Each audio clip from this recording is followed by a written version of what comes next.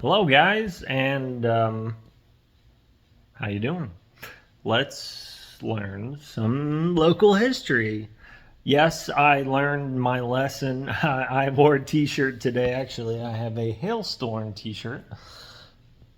Yeah, from when Hailstorm came to CPR Fest so many years ago. Hailstorm.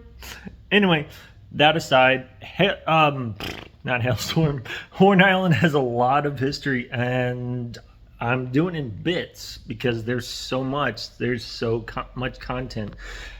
I'll be honest, Cat Island is my favorite, but we're gonna get there eventually. Anyway, let's talk about Horn Island and the nuclear bomb. Okay. So, not everyone knows this about Horn Island, but everyone's heard of the Manhattan Project. If you haven't, I'm sorry. You maybe been growing up in a barn since the 1940s. Anyway, Horn Island was actually one of the sites suggested for the Manhattan Project. I'm not even kidding. It really was. Yeah.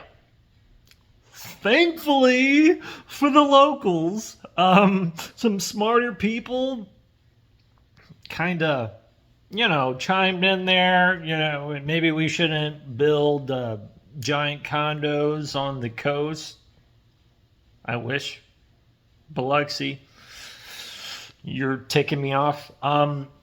Anyway, some people thankfully chimed in and were like, yeah, we're not doing that. It's only 12 miles. There's a strong northerly wind most of the year. It's not a smart idea. Let's not test nuclear bombs on Horn Island. Anyway, sorry. Made a little bit of a mistake there. I do these live. I don't have scripts. This is all just stuff from my ADHD brain. Now you know. Cool. Anyway, thankfully they do not do that. But Horn Island becomes a top secret site. And I mean top secret. They would not allow fishermen to approach the island. And there were soldiers on Horn Island, actually. They had a complex that was on the island. A few buildings, actually.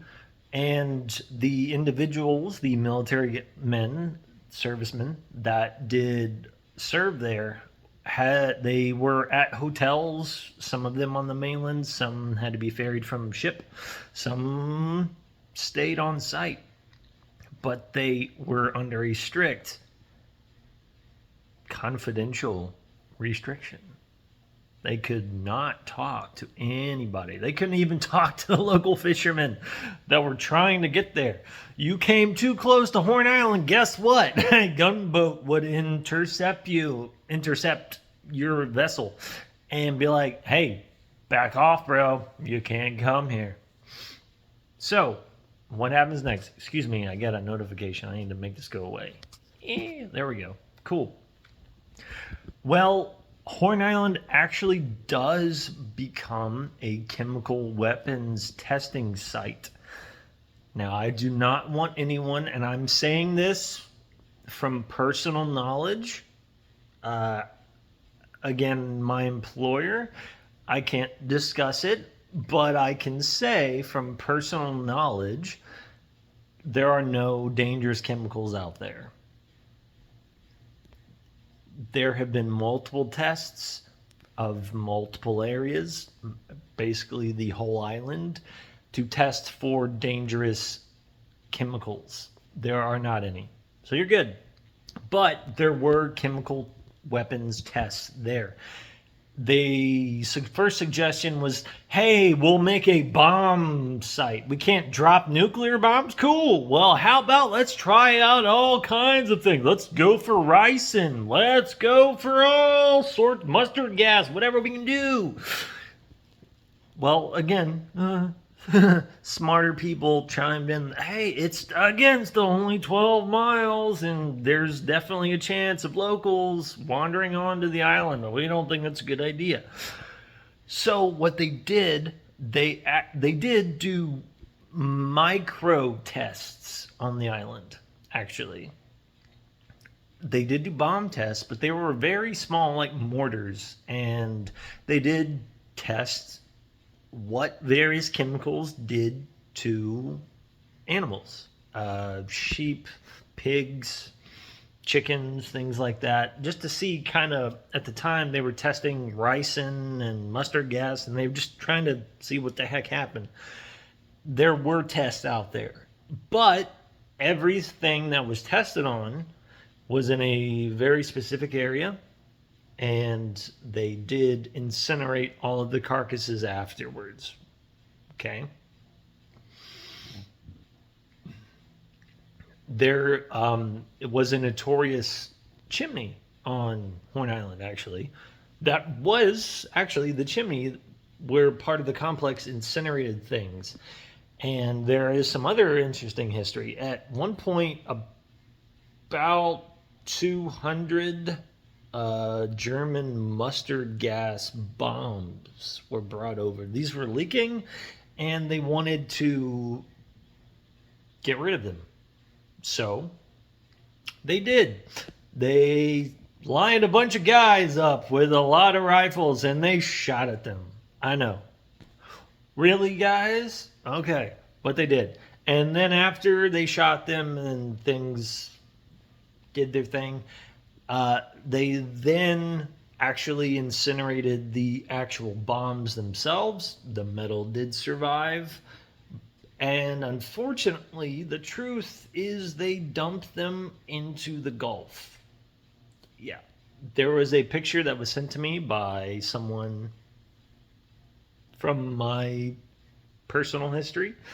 This is a prominent person on the coast, that's all I'm going to say. And it actually shows a fisherman who was dredging or troweling for seafood.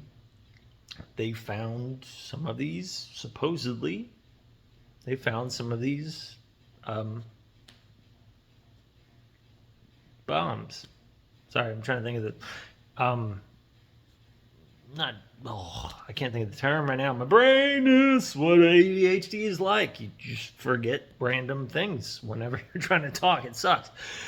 But here's what happens. Eventually, Horn Island is not a military site. Now, it wasn't the whole of Horn Island. It was only a section.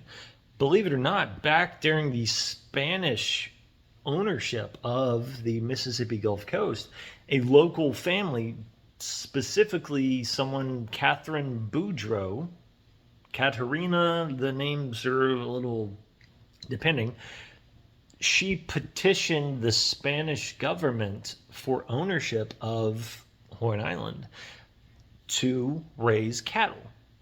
And guess what? Governor Galvez actually signed a document, and it's out there. You can find it. They gave Horn Island to this individual, and they did actually raise cattle. If you go to the Civil War history of Horn Island, the descendant of Catherine Boudreaux, or Katerina Boudreaux, was in the Waters family. And unfortunately, after the North took Ship Island back, they didn't fight. They just more or less walked in because the 4th Louisiana left it. What happens? Well, they start using it to attack New Orleans, and they need food for up to 18,000 troops.